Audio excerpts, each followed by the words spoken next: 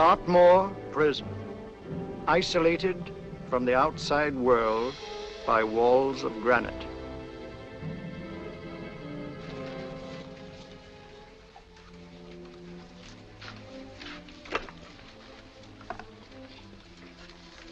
They say you could get out of here by merely telling what you know. You may or may not be another Scotland Yard bloke. But I'll give you the same answer I gave the others. I still have 2 years, 8 months, and 6 days left in which to make musical boxes. That'll be sold at auction for the benefit of this delightful sanctuary. And I intend to serve them.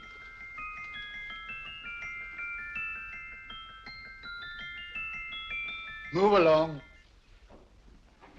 And now we come to the next object on our list, or I should say objects, because there are 3 of them. Now, ladies and gentlemen, these can be bought together or separately. Now, these beautiful little musical boxes only arrived this morning, and I didn't intend to put them on the auction block until later, but I'm going to sell them now. So, good friends, as our old pal Mark Antony used to say, lend me your ears. And what do you hear? Right. The beautiful tinkle tinkle of a musical box. What a lovely trinket. What a beautiful gift. Created and made by loving hands. A thing of beauty and utility. Now, who's going to start me with £5? It's a bargain, £5. Do I see any hands? If there's a connoisseur in the house, will go £3 for it. £2. £1. 10 shillings. Thank you, sir. Ladies and gentlemen, 10 shillings is offered for a musical box you couldn't buy anywhere in London for less than £5. It'd be stealing to let it go for 10 shillings. Like taking milk from a baby. All right, we're selling for 10 shillings. 10 shillings, 10 shillings is offered, 10 shillings is offered, 10 shillings is offered. And anybody give him £1? Want to give him £1? I won't someone give me a pound. A pound, £1 is offered, £1 is offered, ladies and gentlemen, £1 is offered. It's against you, sir. Will you go to £2? We go to £2, sir. £2. £2 is offered. £2 is offered. Going once, twice, third and the last call. Sold to the gentleman for £2. Sorry, my dear. Now, ladies and gentlemen, comes the opportunity to purchase an exact duplicate of the beautiful little musical box just bought by this gentleman for the ridiculous low price of £2. Now, it's exactly the same. Exactly the same. Made with the same hands. You hear that? Isn't that lovely? That tinkle, tinkle, tinkle, tinkle. Sounds like Bow Bells to me, you know, with little angels pulling on the ropes, eh? Who'll give me £2 for it? Who'll start me with £2? Will anybody start me with £2? Oh, come, ladies and gentlemen. You know, from your enthusiasm, we might all be in Scotland instead of London. Please buy it for me, Daddy.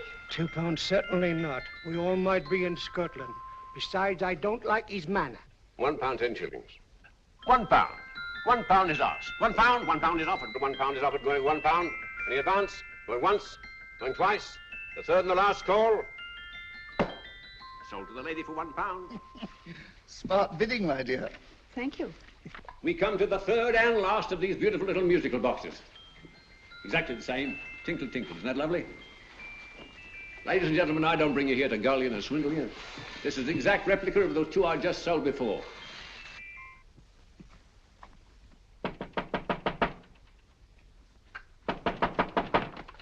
We're closed. But this is extremely important.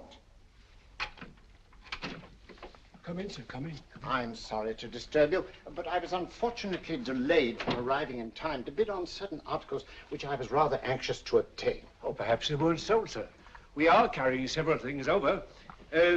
What might the articles be, sir? 3 identical musical boxes, about so large. Oh, I'm sorry, sir, but they were sold.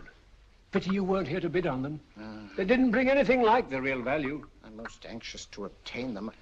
I wonder if your records would show who the purchasers were. Oh, we don't usually give out that information, sir. For certain, shall we say, sentimental reasons, I'm most anxious to get in touch with the purchasers. I'd be willing to pay, shall we say, £5. Well, for certain sentimental reasons, sir, we'd be very happy to oblige. Alfred, today's sales. The 3 musical boxes. Musical boxes, oh. Ah, here we are. The first purchase for £2 from Mr. Julian Emery, 52 Portman Square. Write this address down, Alfred. Yes, sir. Second didn't leave any name. Well, how unfortunate. I think she's a dealer. You see, they don't like us to know where the things are going. On account of the profits. You say the second purchaser was a woman. Can you give me a description of her? Oh, she was a young woman, fairly tall, slender, she had a light complexion and dark hair, and she was wearing A grey suit, don't you remember? That's right. She probably runs a gift shop. She paid £1. You say she comes here fairly frequently? No, I didn't say so. But she does, sir. Like as not, she'll come in on Thursday. We have sales on Mondays and Thursdays.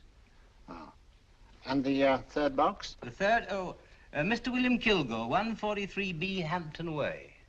For 10 shillings. Quite a drop from £2. Mr. Kilgore was a Scotchman. Well, thank you. You've been most helpful. Oh, thank you, sir. And any time you're passing, dropping, we always have lovely things for sale. Our card, sir? Thank you. I'll be back Thursday.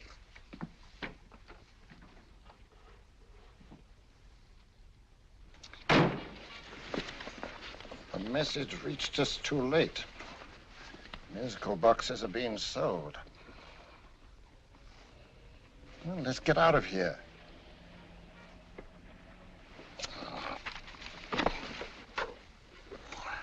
Someday you'll go too far. Reaching for a star, you fool. Yet a fool may touch a star, Colonel Cavanaugh, if he but reach high enough. But not possess it as you would. The musical boxes, they're being sold. What a pity for you, my dear Colonel. Is it my fault that the message reached us only an hour ago? Is it my fault that they were sold? You can't hold me responsible for that. Hope for your sake you're right.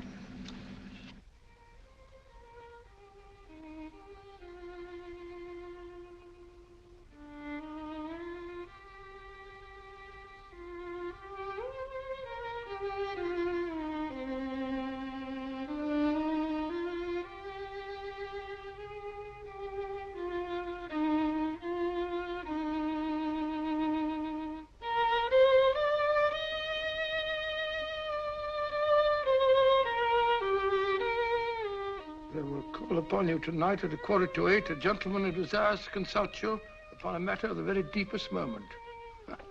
Remember that letter, Holmes? It was written over 2 years ago. An interesting case, devilishly interesting. Irene Adler. What a striking-looking woman from the brief glance I had of her. Seems only yesterday. What charm. What poise, and what a mind. Sharp enough and brilliant enough to outwit the great Sherlock Holmes himself. I take it the new issue of the Strand magazine is out, containing another of your slightly lurid tales. It is indeed. And what do you call this one? I call it A Scandal in Bohemia. Not a bad title, eh? If you must record my exploits, I do wish you'd put less emphasis on the melodramatic and more on the intellectual issues involved. More on the What do you mean by that? Well, I do hope you've given the woman a soul. She had one, you know. By the woman, I suppose you mean Irene Adler. Yes. I shall always remember her as the woman.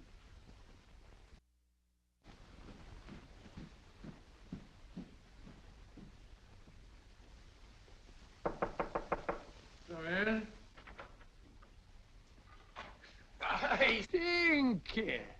That's him, old boy. How are you? How are you, old boy? I haven't seen you for years. I want you to meet my old friend Sherlock Holmes. Holmes, this is Stinky. In other words, Julian Emery. How do you do, Mr. Emery? Watson has often spoken of you. Oh, has he?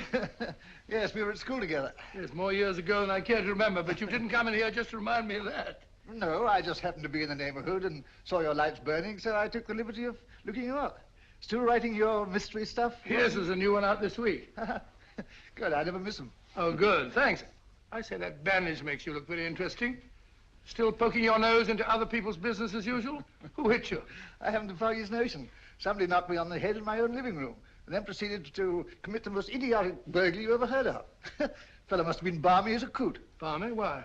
Come sit down, old boy. Would you like a cup of tea? Huh? Oh, all right. I'll go and tell Mrs. Hudson about it. Yeah. Why do you say the robbery was idiotic, Mr. Emery?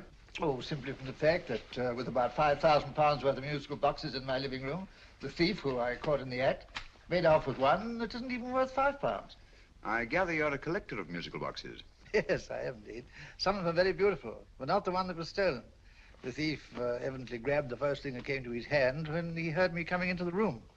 Still, it's rather odd, isn't it, that having disposed of you, he didn't pick up something more valuable. Mm-hmm. Was there anything unusual about the stolen box? No, nothing at all. No, I picked it up in the south of France, several years ago. You say you have many valuable music boxes, and yet the thief made off with one that isn't worth £5. Sounds like rather an intriguing little problem. Yes, well, I take it that he was just an ordinary petty thief and didn't know the value. That is a possible explanation, and yet I venture to say that the average petty thief has a more extensive knowledge of the value of objets d'art than the average collector. Well, anyway, that's Scotland Yard's theory. They didn't get very excited about it. That's consistent anyway. I wonder if I might see your collection, Mr. Emery. Oh, of course you could, yes. Nothing a collector likes more than showing off his trophies. When would it suit you? No time like the present. Good. My place is just round in Portman Square. Shall we? Yes, right. Hello? Where are you going? Stinky hasn't had his tea yet. Oh, I'm sorry. We're going round to my place, where I'm going to give you something better than tea. Now, this one was made for Louis XV, and is one of the very few still in existence from that period. And a particularly fine specimen at that. Charming, isn't it? Quite. They all sound to me like a lot of mice running about on a tin roof. I'm afraid you have no ear for music, Watson. Give me a good old band playing a rousing march. You have all your silly little tweets.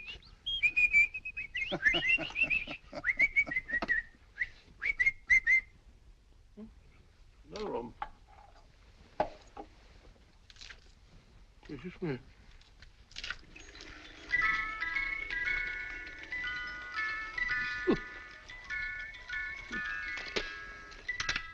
Stupid thing. Singing rabbit. What would you say offhand is the value of a box like that, Mr. Emery? Well, it's hard to say offhand, but I think it would bring about £500 or £600 today. It's the gem of my collection. Yet a thief who steals an oddity like a musical box passes up one worth £500 for one of almost no value at all. Odd. Very odd. What was the stolen box like, Mr. Emery? Oh, just a plain wooden box about so big. Mm-hmm. As a matter of fact, I have one over here almost exactly like it. I picked this up yesterday at an auction room in Knightsbridge. Paid only £2 for it. Of course, I wouldn't in the ordinary way add one like this to my collection, but the tune intrigued me. I'd never heard it before.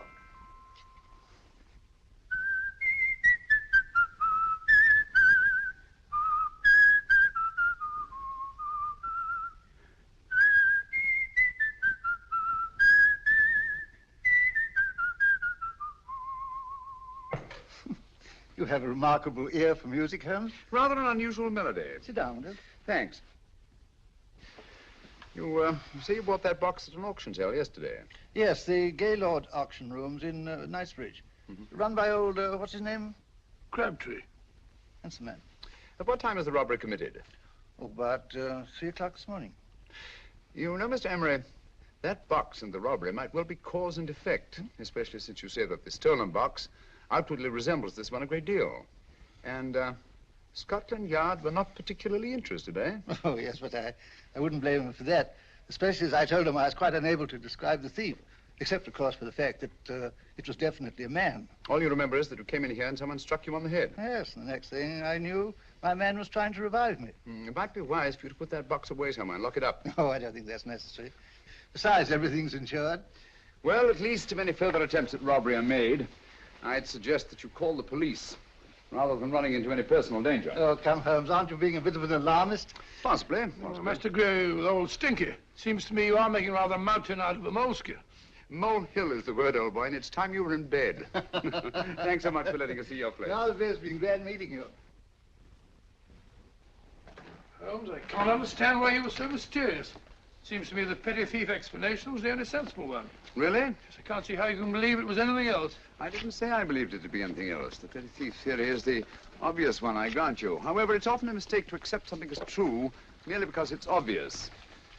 The truth is only arrived at by the painstaking process of eliminating the untrue. We are not able to do that in this case without further data. Rubbish, you're pulling my leg. You're trying to turn a tuppenny halfpenny robbery into an international plot. No, I'm not. I just hope that your friend Stinky is a little more cautious in the future. Just in case.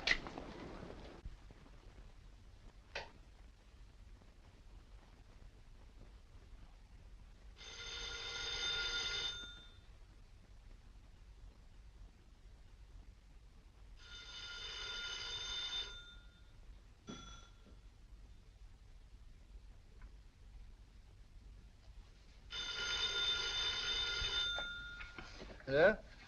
Yeah? Julian Emery here. Who?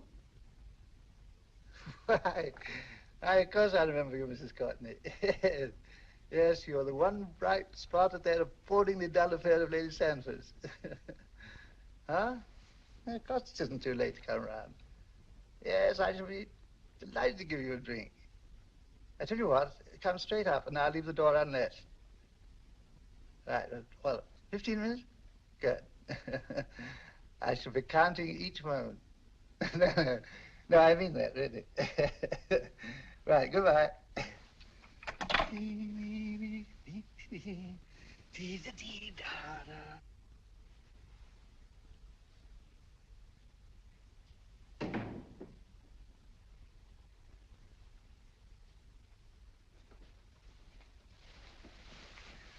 Boo!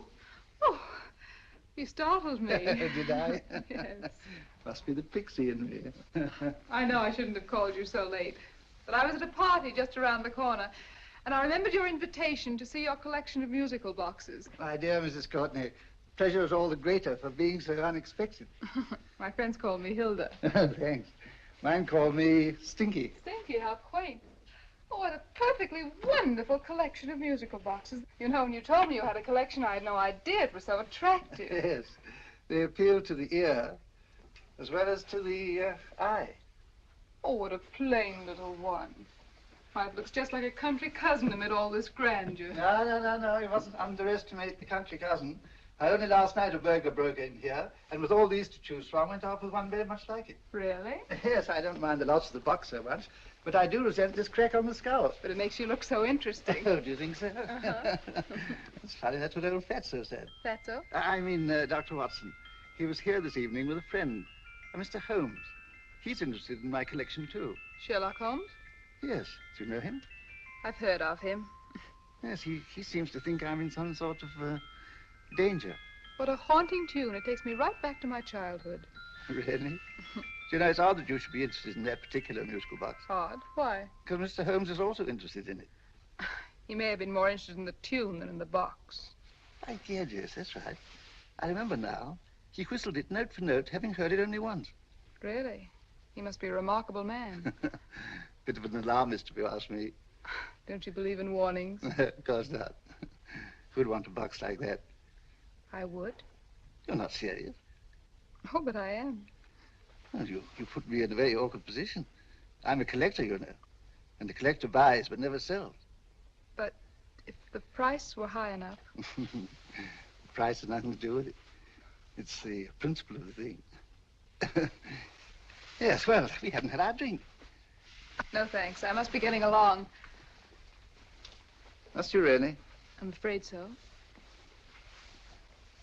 You're not walking out on me, are you? My reputation, Stinky. I say, you know, you are an attractive woman. Thanks.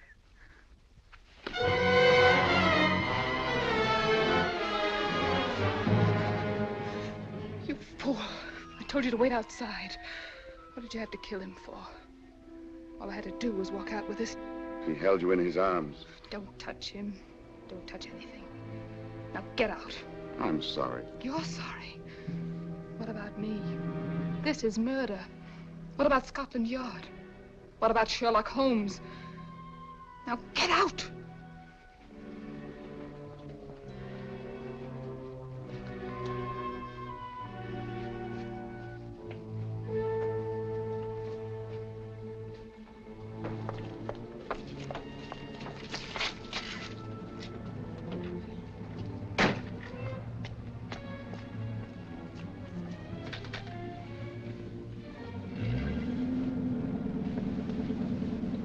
Did you get it? Good. Did you have any trouble with him? Just a matter of murder. Ah, Mr. Holmes. Hopkins. Thanks for coming so promptly. Inspector Lestrade suggested that I call through to you. Mr. Emery was the client of Mr. Holmes, Inspector. Indeed. You didn't mention that when I telephoned you, Mr. Holmes. Well, not exactly a client, Inspector. Sergeant Thompson? He was killed between the hours of 11 and 2 o'clock this morning, Mr. Holmes. Must have been someone he knew, someone of whom he had no suspicion. Poor old Stinky. It's all my fault. I should have prevented this. Well, it's no time to start talking about that now, Doctor. Apparently it's gone. That's the second attempt on the musical box that Emery bought at the auction sale. And this time it was successful. But that box was only worth £2. It was worth a man's life, Watson. I think we'd better pay a visit to Gaylord's auction room and that fellow Crabtree. Inspector, may I suggest that you make a complete search of this flat for a small, plain, musical box about that size? Thank you. Come on, Watson. You say the first box went to Mr. Julian Emery. The second to Mr. Kilgore, 143B Hampton Way. And the third to the unidentified young lady who presumably has a shop and lives near Golders Green. That's right, Mr. Holmes. Isn't it rather strange, Mr. Crabtree, that you should have had 3 identical musical boxes all playing the same tune? Where'd they come from? Dartmoor Prison. Dartmoor? Yeah, we get a regular shipment from there every month. The inmates manufacture them. Well, they make all kinds of things, you know, pipe racks, waste paper baskets, musical boxes. Did you happen to notice if anyone showed any particular interest during the auction in the purchasers of these 3 boxes? Oh, come now, Mr. Crabtree. This is very literally a matter of life and death. Well, since you put it that way, Mr. Holmes, there was a gentleman came in here about an hour after closing time, and he was in an awful state, he was. He gave me £5 to tell him where the boxes had gone to. He said they had a sentimental value for him, sir. Expensive sentiment. Can you describe him? He was tall, distinguished looking, and he had grey hair and a moustache. Oh, he was quite a gentleman, sir. What was his reaction when you were unable to supply him with the address of the young lady who owned the shop? I told him the young lady usually come back on Thursday. He said he'd come back on Thursday. Now, that's tomorrow. Thank you, Mr. Crabtree. You've been very helpful. Thank you. Come along, Watson. Where are we going now, Holmes? To the home of Mr. Kilgore, the man who bought the 3rd box.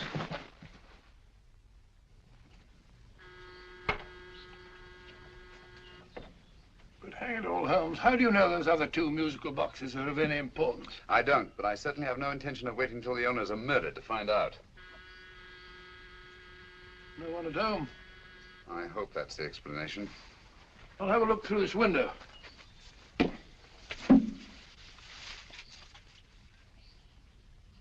Doesn't seem to be anyone there. The whole place seems deserted as far as I can see. Yes. Mr. and Mrs. Kilgore at home?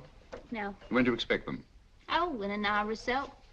There's no use your hanging about. They don't buy nothing from peddlers. Peddlers? My good woman, this is Mr. Sherlock Holmes. Sherlock Holmes? Oh, go on. Do you mind if we come in and wait? My business is rather urgent. Well, I've got to go out and do my shopping. And I don't know as Mrs. Kilgore like any strangers nosing about. Quite all right, I assure you. Well, I've got to be off. You 2 wait in the parlor. And no smoking either. Mrs. Kilgore says it smells up the house. Funny old girl, Holmes.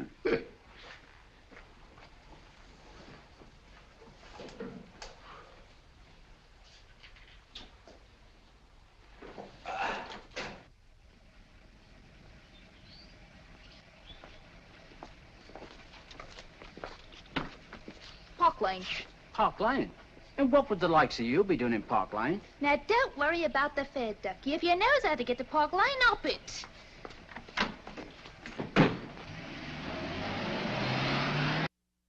You know, Holmes, I've been thinking.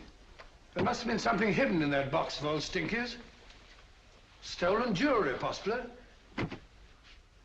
What's up, Holmes? Listen. What's just the steam in the water pipes?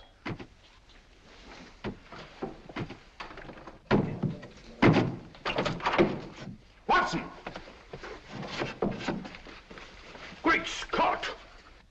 Come on, Holmes. Get on the chair here. It's all right, my dear. There. Now, don't worry. It's all over. There you are, dear. Don't cry anymore. She tied me up and shut me in the cupboard. I know. She won't come back. Did you show her your new musical box? Yes, she said she wanted to hear it play, and as soon as I showed it to her, she grabbed hold of No, it. I know. Now, don't worry. We'll buy you a new musical box. Yes, my dear, the best one in London. Watson.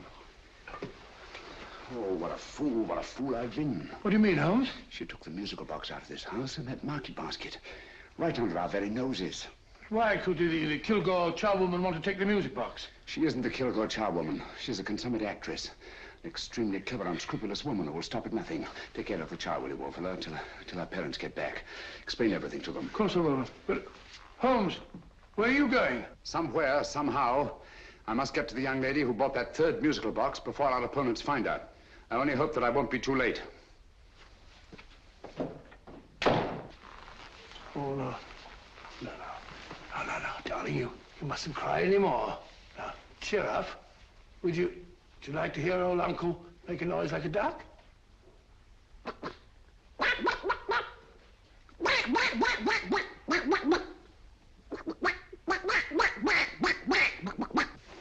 Oh, sorry.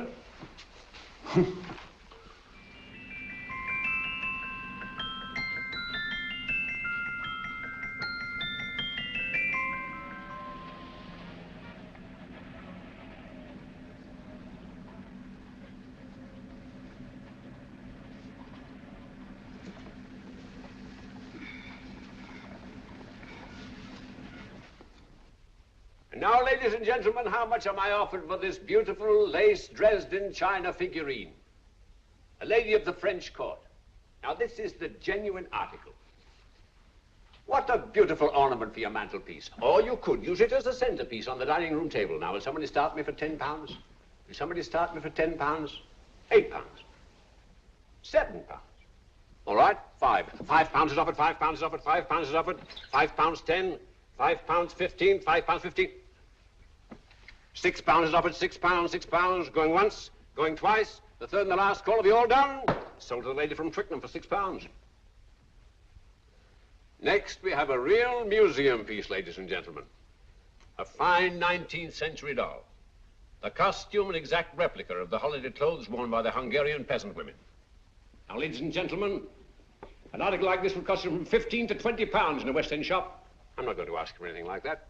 Who'll give me £2 for it? £2. Anybody offer me £2? £2 for the Hungarian? £2? £1. What? Anybody give me £1? Anybody offer me £1 for the doll? £1 is offered, ladies and gentlemen. £1 is offered.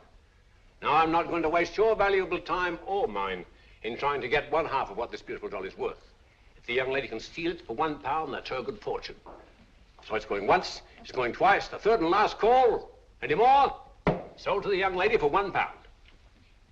And now, ladies and gentlemen, may I draw your attention to something which may be a great surprise to you, worthy of any collection. The only other one like it is in the British Museum. It's a Ming vase of the 7th dynasty. This vase lay in a large collection somewhere outside Rome for over 2 centuries, I understand. It was discovered there by the noted antiquarian Sir Andrew Coppleston. Now, some of you may remember Sir Andrew Coppleston. Besides being a noted traveller and antiquarian, he's also a gentleman rider.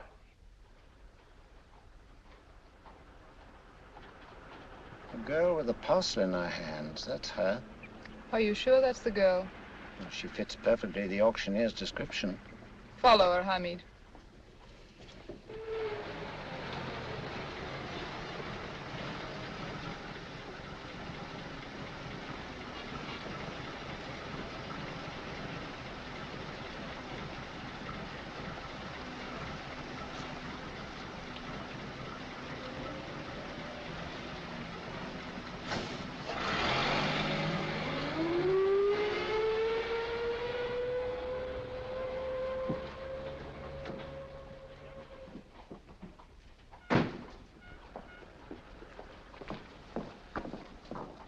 It's lovely, dear. And only £1.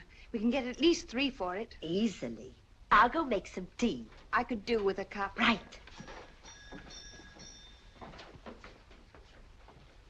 Good afternoon. Good afternoon. I'm looking for a birthday gift for a 7-year-old girl. What would you suggest? We have some lovely dolls. Now, this Hungarian I think peasant- she has enough dolls already. Books are always welcome. Well, I'm looking for something a little different. Well, that's rather cute. What is it? Well, that's a musical box. Children always love them. And this is an exceptionally nice one. It plays many tunes.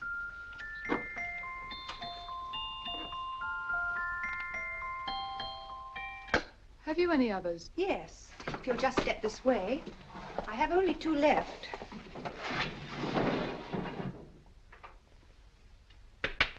How nice.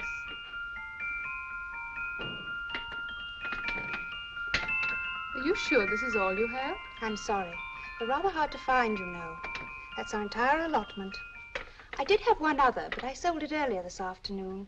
But it was only a plain wooden one. It wouldn't have been a very nice gift for a child. Really? Do you happen to know who the purchaser was? Why, yes. He left his card, just in case anyone should inquire for him.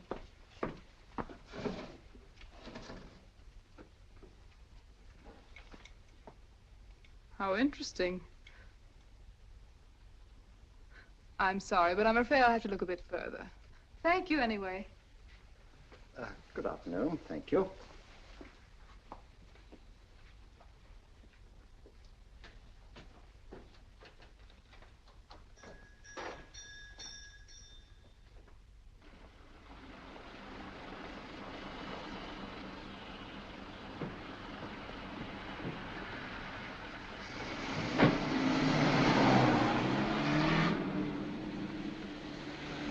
Heavy! Follow that cab. Here now, what? Scotland Yard. Hop in.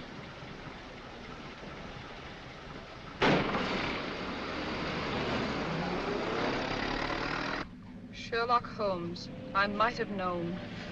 We thought we were the hunters, instead of which we're the hunted. We've been fools. We played right into his hands. Of course. He's had us followed. Don't look. The man in front of the toy shop. Hamid, turn sharp right at the next corner and again at the next.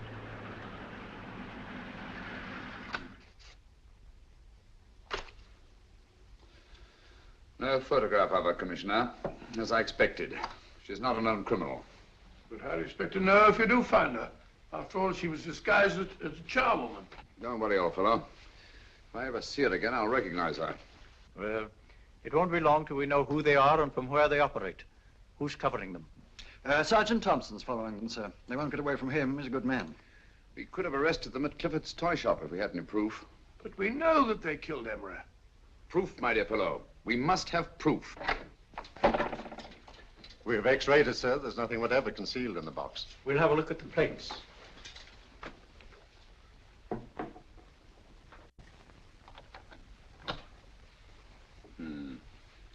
There must be some clue.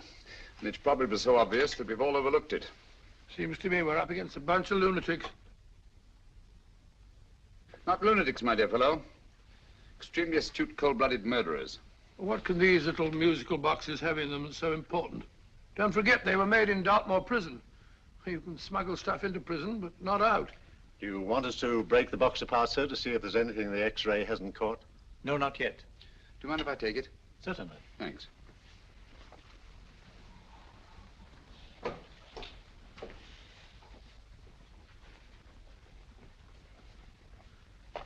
The governor of Dartmoor Prison informed us, sir, in answer to Mr. Holmes' question, that all 3 musical boxes were made by the same convict, John Davidson, serving a 7-year term, sir. Davidson? The Bank of England plates. That'll be all. Yes, sir.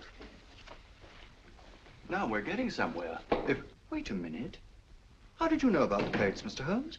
I'm a student of crime, Inspector. I make it my business to know about such things. And when the name of Davidson was mentioned... Well, who is this fellow Davidson? As long as Mr. Holmes seems to know all about it already, I suppose there's no harm in telling you. 2 years ago in London, there occurred a robbery of such tremendous importance, although the stolen articles themselves have no intrinsic value whatsoever, that the Home Secretary was instrumental in seeing that not a word of it appeared in any newspaper. But you never told me anything about this, Holmes. You were away at the time. Articles of no intrinsic value and yet of such importance? I don't understand. Davidson was apprehended within 15 minutes of committing the theft. But by that time, he'd hidden the articles in question and they've yet to be found. Before going further, Dr. Watson, I must inform you that this matter's not to be mentioned outside of this room. Of course not. Do I look like a man who'd gossip? Let's not go into that now, old fellow, shall we? Davidson had been employed for years in a position of extreme trust by the engravings department of the Bank of England. The articles he stole were nothing less than a complete duplicate set of plates for printing £5 notes. What? The Bank of England's own plates? Precisely. And with those plates, a gang of crooks could flood England with £5 notes, not forged in the usual sense of the word, but notes undetectable from genuine Bank of England notes in any way whatsoever. Good heavens. Any whisper at all might have resulted in enormous damage in shaking public confidence in the Treasury. We tried everything after we arrested Davidson. Offered him a shorter sentence if he'd tell us where he'd hidden the plates. Why, we even put in Scotland Yard men with him as cellmates, but no results. Obviously, Davidson is a man of strong character and infinite patience. Yet suddenly he feels impelled to smuggle out the secret of the hiding place of the plates to his confederates. Why?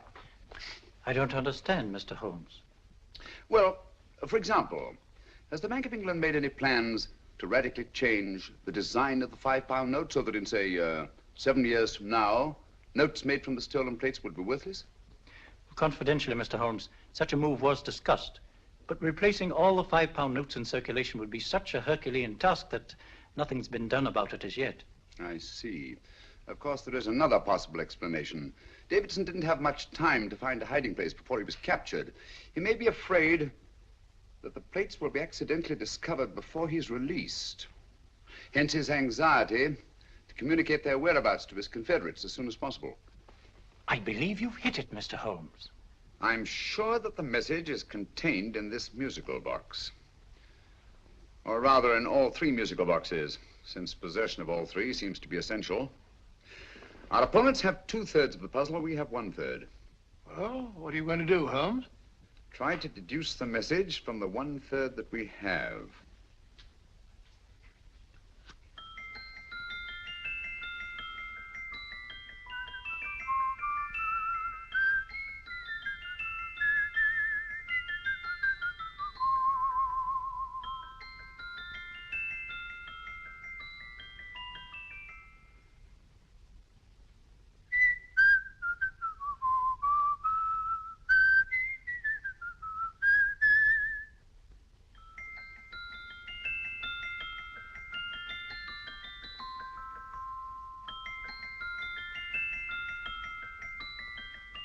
It's the same tune as the one played by Emery's musical box. And yet it's different. Sounds the same to me. The tune. Somehow the tune is the key to the mystery. It must be the tune. Otherwise, why use 3 musical boxes to convey the message? Why not collar boxes or shoe boxes? Yes? It's for you, Inspector. Oh, thank you, sir. Inspector Hopkins speaking. What? Where? Golders Green Station reports they've just found Sergeant Thompson's body. From the tire marks on his clothes, he was apparently run over by a taxi. What an unfortunate accident. Not an accident, my dear fellow. I'm afraid it's murder.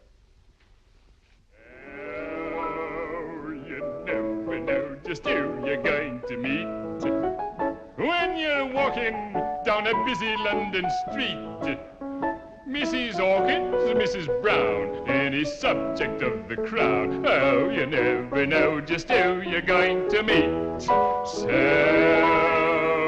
you better hold your topper in your hand, just in case you meet a lady on the Strand. Girls will think you're kind of sweet, and your day will be complete. Oh, you never know just who you're going to meet. Now, a gentleman is judged by his appearance. Yes, a gentleman is judged by how he talks. Now, he's much better off when he's acting like a toff, especially if he's taking him a walk. What on earth is this outlandish place? A rendezvous for actors. Actors? Buskers, old boy. You've seen them 1,000 times. Actors who entertain the queues, waiting outside theaters. You never know just who you're going to meet when you're walking down a busy London street. So you better wear your best velvet ties to look your best, 'cause you never know just who you're going to meet. So you better keep your manners right in view, just in case a lady gives a how'd you do. Keep your trousers in a pleat, shine your shoes and keep them neat, 'cause you never know just who you're going to meet. Blimey. Mr. Holmes. How are you, Joe? Never met him. And yourself? Fine, thank you. I want you to meet a friend of mine, Dr. Watson, Joe's sister. Oh, well, any friend of Mr. Holmes is a friend of mine. Hi, Joe. He did me a good turn once that I'll never forget. Yes, I cleared Joe of a most unpleasant charge. Murder, no less. Oh, really? By proving to the satisfaction of the police that he was busy at the time blowing open someone's safe. That's right, Governor. Good gracious me. Joe, now you can help me. Come on, buzz off, buzz off. Come on, up it, up it. Can't a gentleman have some peace and quiet around here? And you too. There you are, Mr. Holmes. Now we can have some peace and quiet around here. Thank you, Joe. There's £5 in this for you. Well, I wouldn't want to take it on myself, sir, but I can get somebody to do it for you for half of that. You don't know what the job is yet. For £5? Murder, ain't it? What? No, Joe, not murder, just music. I want you to identify a song for me. Oh, there ain't a song that's been written that I don't know. That's why I came to you. Of course, the violin is more my instrument, but, oh, well, here we go. Now, listen to this, Joe.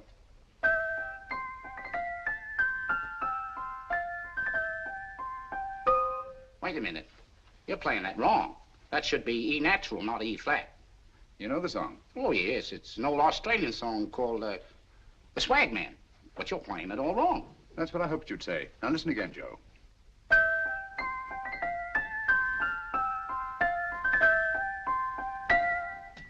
That's the same tune, all right, but you're making different mistakes than you did the first time. No, not mistakes, Joe. Call them variations. Here, play the song for me, will you, the way it's written.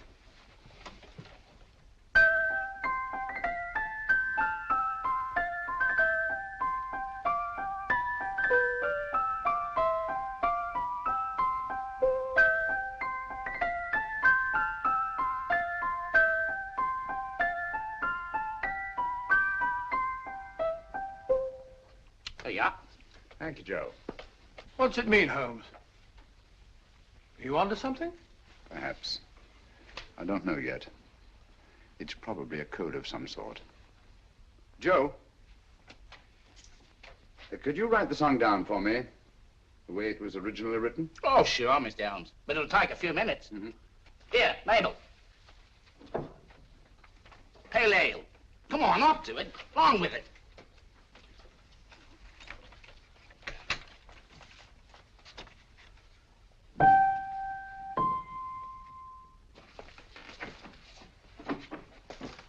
Well, obviously it isn't the lyrics. No combination of those words made any sense at all. The variations in the way Emery's musical box played the tune are different from the variations in the one we have. You sure? Quite. You see, I took the trouble to memorize the tune as played by Emery's box that night we were with him in his flat. Holmes, you amaze me. Elementary, my dear fellow. One of the first principles in solving crime is never to disregard anything, no matter how trivial. But why are 3 boxes? Why not 1? Because the message was obviously too long to be conveyed by any one variation. Then there's the 3rd box, the one that woman took from the Kilgores. That contains yet another set of variations. Yes, well, it's all beyond me. Well, all we have to do now is to find the secret of the variations. Not a very easy problem to solve, my dear fellow.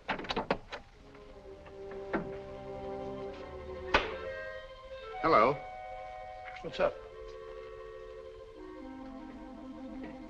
We've had company. I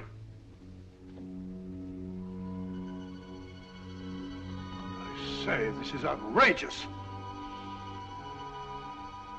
Ask Mrs. Hudson to come in here, will you? Right.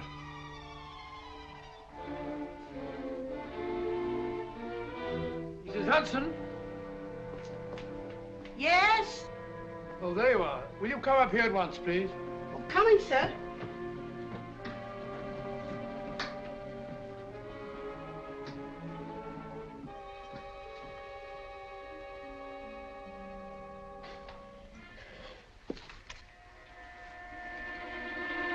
Mercy me, Mr. Holmes. What has happened? Who called while we were out, Mrs. Hudson? Just a young lady.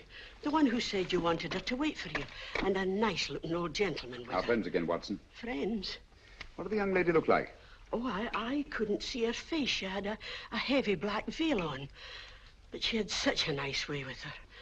Oh, I'm sorry, Mr. Holmes, if I've done anything wrong. But you did say I should always let clients come in and wait for you. Don't worry, Mrs. Hudson, don't worry. You had no way of knowing. It's quite all right, quite all right. Now, don't worry, Mrs. Hudson. Don't worry. Well, where on earth's the musical box? They didn't get it. Didn't get it? Where is it? It's in your hand. Huh? In that biscuit jar. Take the biscuits off the top. Now put your hand inside, and you'll find the music box. Well done, Holmes. Well done. Amazing.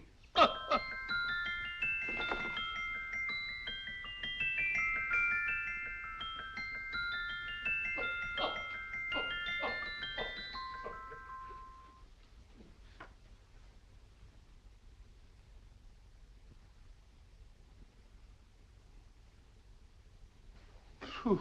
Nice fresh smell. Like a pub after closing time.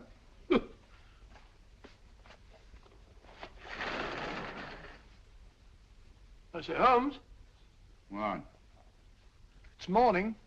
Allow me to congratulate you on a brilliant bit of deduction.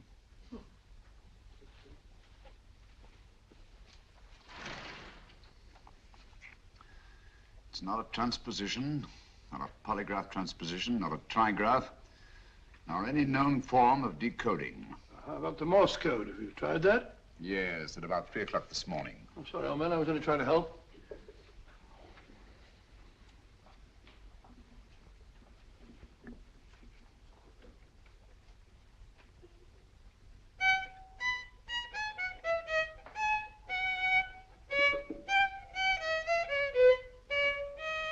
Oh, do me a favor. Not again. Must have heard that thing 1,000 times. Kept me awake all night.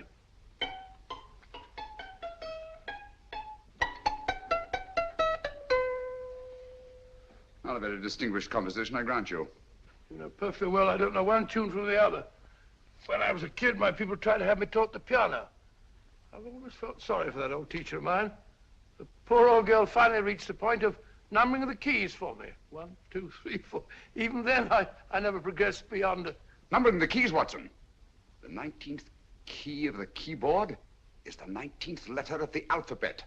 S. Here. Write it down when I give it to you, old fellow, will you? The first altered note. Write S first. Now, the 8th key is H. The 5th key, E. The 12th key, L. The 6th key, F. S-H-E-L-F. Shelf. Your piano lessons were not in vain, old fellow. You've solved it. Thank you. Thanks, old bean. Hold it. We now have 2/3 of the message. Behind books, third shelf, secretary, Dr. S. Presumably, these are the first and second portions of the message. And this gang has the first and third parts of it. Precisely. Then it's a stalemate? Yes, Commissioner, but we can't leave it like that. There's no doubt in my mind that they'll try to secure our third of the message that's missing. Well, I assume you've taken every precaution to guard the Clifford music box. Oh, yes, it's carefully hidden at Baker Street with Dr. Watson on guard. However, I'm reasonably certain that, difficult as it may be, we can find the plates even without the missing part of the message. Behind books, third shelf, secretary, Dr. S. Well, outside of the fact that Davidson hid the Bank of England plate somewhere in London, Mr. Holmes, I don't see that we've progressed at all. Allow me to point out to you, sir, the key words Dr. S. It looks as if the plates were hidden in the house of the doctor. Whether S stands for his first or last initial remains to be determined by a process of elimination. Well, there must be 10,000 doctors in London with S for a first or last initial. Precisely. And every one of them will have to be questioned in person. That's why I say this is a task for Scotland Yard. It's a task, all right. But Scotland Yard has searched worse haystacks and found the needle. Well, for the time being, I'll leave the matter in your hands, gentlemen. We'll call you if and when we get a lead on our mysterious Dr. S. Thank you. In the meantime, I intend to follow up a little clue concerning a cigarette.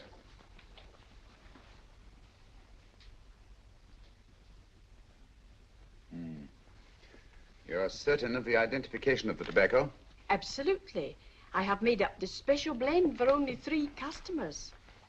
It is almost pure Egyptian, with admixture of latakia for added body, and a pinch of perique.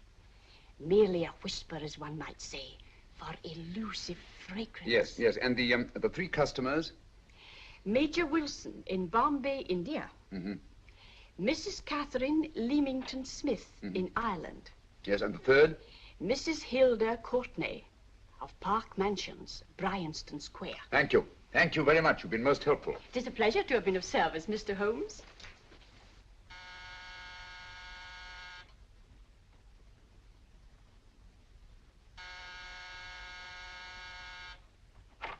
Yes? Mrs. Courtney? Yes. My name is Sherlock Holmes. Oh, do come in. Thank you. I've heard of you, of course, Mr. Holmes. I believe we have a mutual friend in Sir Edward Brookdale. He's spoken to me of you quite often. Indeed. And to what good fortune am I indebted for this visit? I think you know Mrs. Courtney. Well, I did get a summons for speeding last week. But outside of that, I don't think I'm of any interest to the police. Oh, come now, Mrs. Courtney. You seem to forget that you and I have met before. I'm sorry. I'm sure I would have remembered meeting the great Sherlock Holmes. Please sit down. Thank you. You say we met before. Yes. At the home of Mr. and Mrs. Kilgore, 143B Hampton Road. Kilgore? I don't think I know anyone of that name. Well, I didn't say you knew them. As a matter of fact, you called on them when they were out. I don't understand, Mr. Holmes. Really? And you were dressed rather differently. Indeed. Cigarette? Thank you.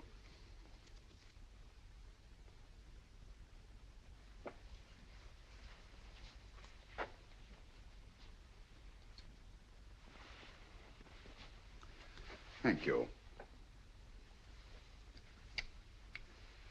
You know, Mrs. Courtney, people generally forget in assuming a disguise that the shape of the ear is an almost infallible means of recognition and identification to the trained eye.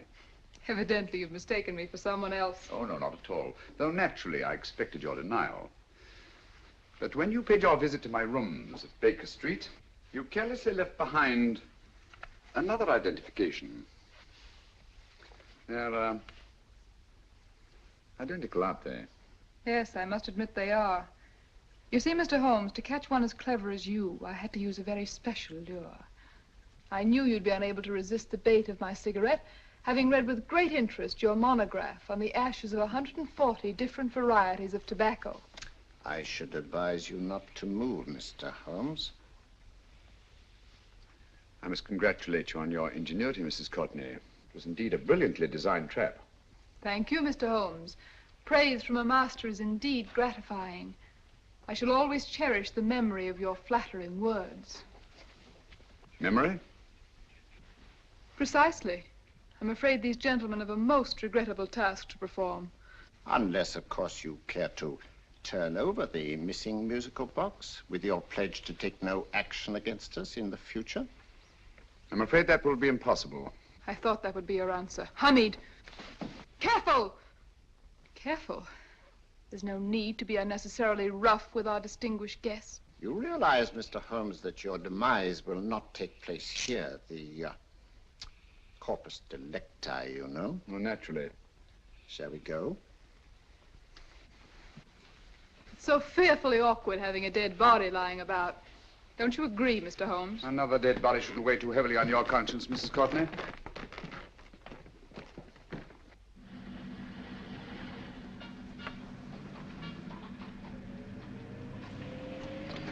You mind if I have a cigarette? Ah, don't see why not.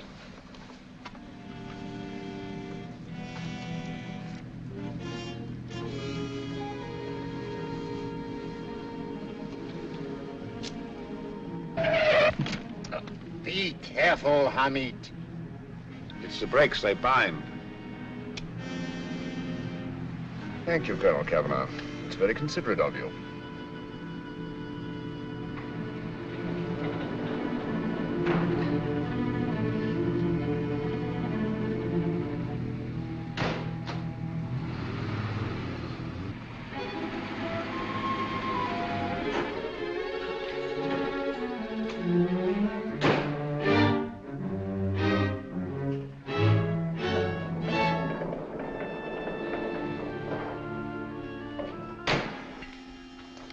You'll be happy to know, Mr. Holmes, that your death will be a painless one. Hamid, attach this to the motor of the taxi. That little attachment, my dear Mr. Holmes, contains the deadly fluid known as monosulfide. The Germans use it with gratifying results in removing their undesirables.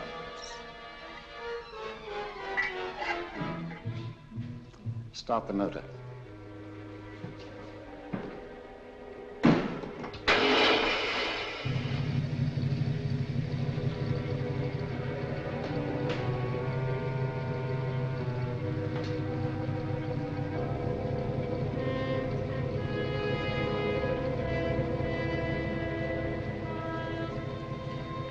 Tape his mouth.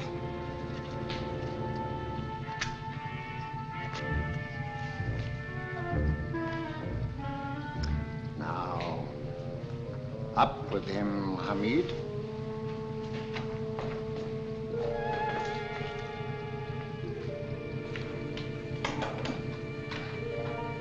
You find yourself like Muhammad's coffin, Mr. Holmes, suspended between heaven and earth.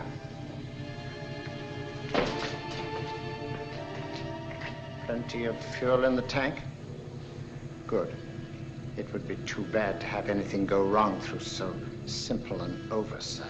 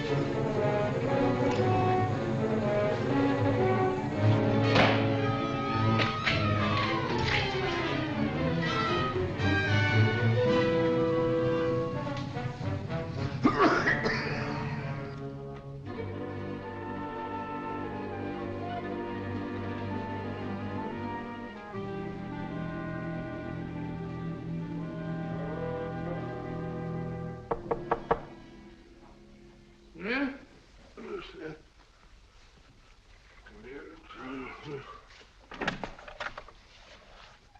Good afternoon. Mr. Sherlock Holmes? No, I'm Dr. Watson. Oh, of course, Dr. Watson. How stupid of me. Oh, so this is stupid of me.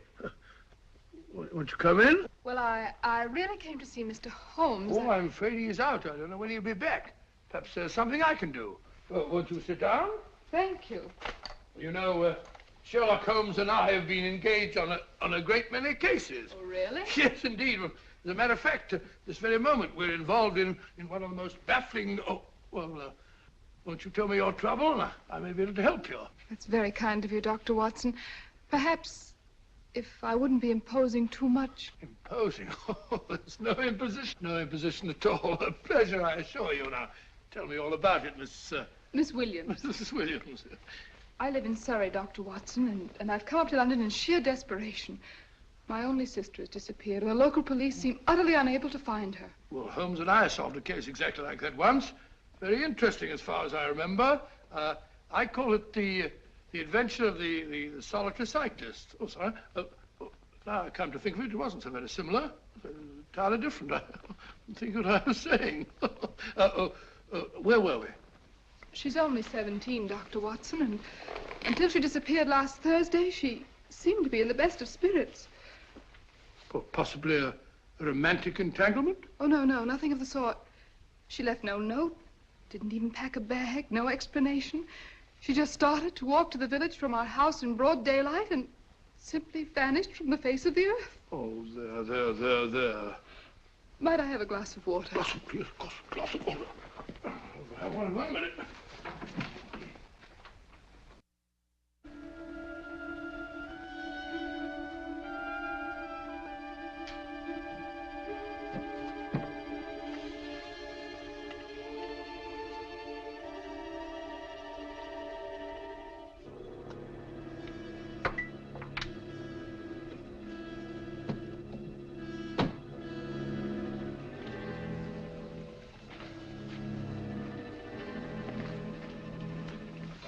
There you are, my dear. Thank you, Dr. Watson. No, you're not to cry anymore. You must pull yourself together. I feel much better already knowing that you're going to help me. Oh, Dr. Watson, look! Good heavens! Get through the fire brigade, quickly!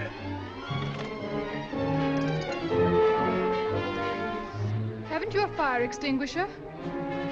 By George, we have in the kitchen.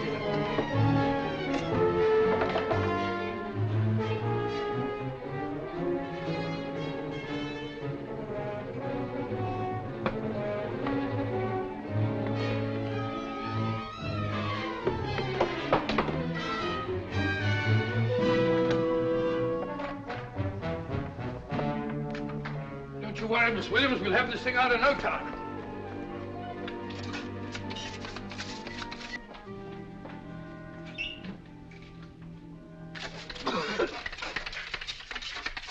That's got it. Get some air. Well, you see, there was no need for the fire brigade after all. I hope you weren't too frightened, Miss Williams. Oh, gone. What's the trouble with women? They always lose their heads in an emergency. Well...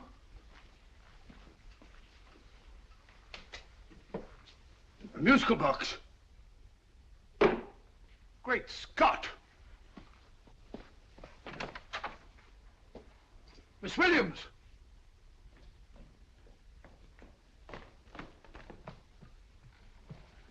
Well? Good. And Holmes? By now, Mr. Holmes has no doubt exchanged his violin for a harp. Always assuming that heaven is his destination.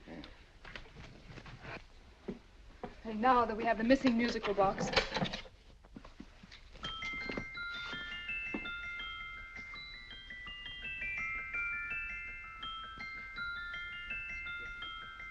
Nineteenth note. 19th letter. Yes.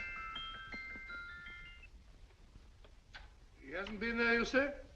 Holmes, where on earth have you been? I've been trying to get you at the club, at Scotland Yard, all over London. You were looking for me in the wrong places. Holmes, terrible things happened. I've been duped. That woman, she made a complete fool of me. Well, what do you mean? Well, she came here, let off a smoke bomb. I thought the whole place was on fire, and my first thought was to save the musical box. No need to say any more. She has the box. Yes. Don't blame yourself too much, old fellow. She's an extremely clever antagonist. Smoke bomb, you said? Well, you can console yourself with the thought that your charming friend is at least a reader of yours. What do you mean?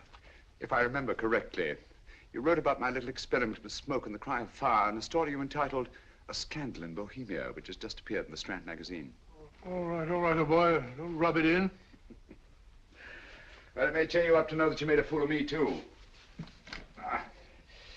That cigarette stub was planted here for one express purpose.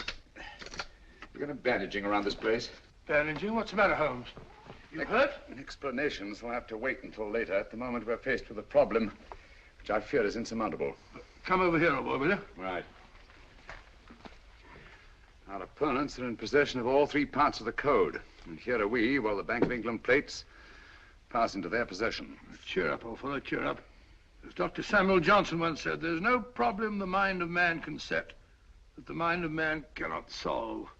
What's that, old fellow? I was just quoting Dr. Samuel Johnson. He said there is Thank you, Watson. Thank you. Leaving the front reception room, we come into the main hall, where Dr. Johnson was in the habit of passing through to have his meager meals in the dining room opposite, in company with his friend and biographer, James Boswell.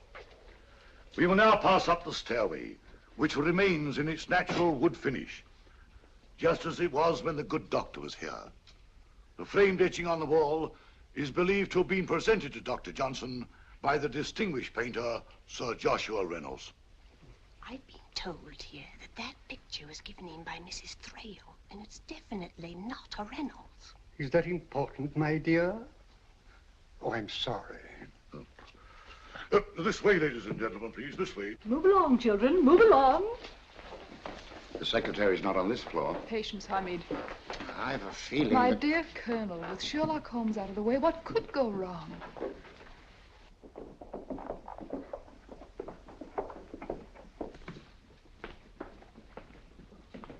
And here we have the Garrett Library, in which Dr. Johnson wrote his famous dictionary, and in which you will see also many of the great man's books and other items of interest. Step forward, ladies and gentlemen, please, step forward. Standing in the corner is the secretary, which contains many of the original works by the literary genius. On this table, Dr. Johnson's cat, Hodge, used to sleep while his master worked. A strange thing about this cat, ladies and gentlemen, was its love of oysters. They do say that the dear doctor often went hungry to find the cat that delicacy. What a pity. Now we will visit the grey room, which is immediately below us, in which you will see the very bed in which Dr. Johnson died. What did he die of? Gout. Just gout. This way, ladies and gentlemen. Mind the steps, please.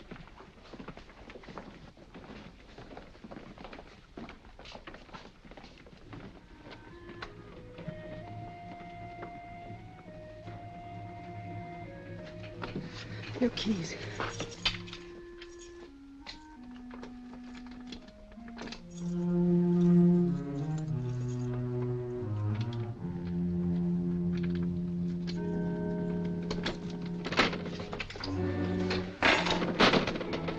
Third shelf up.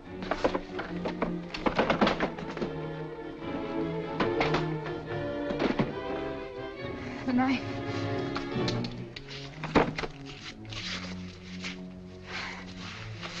Gentlemen, the Bank of England plates. Well, Mrs. Courtney, so we meet again. No, I shouldn't do that if I were you, Colonel Cavanaugh.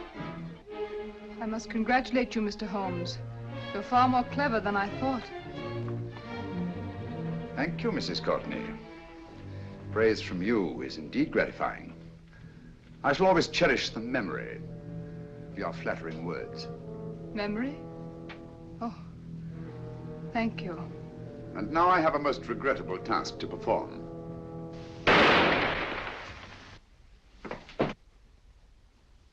Holmes! Coming, Holmes! Holmes, you all right? Perfectly, thank you, old fellow, but I think this gentleman on the floor requires some medical attention. We must see that he looks his best, you know, when he's hanged. Take them in charge.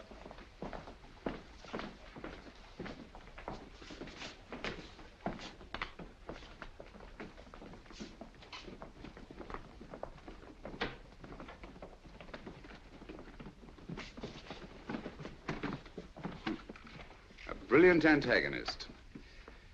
It's a pity her talents were so misdirected. Will you see that these plates are returned to the Bank of England, Inspector? I still don't understand how you solved it, Mr. Holmes. It's entirely due to Dr. Watson. He gave me the clue when he mentioned Dr. Samuel Johnson. Well, congratulations, Doctor. Oh, thank you, Inspector. I don't think I could have done it entirely without Mr. Holmes's help, you know.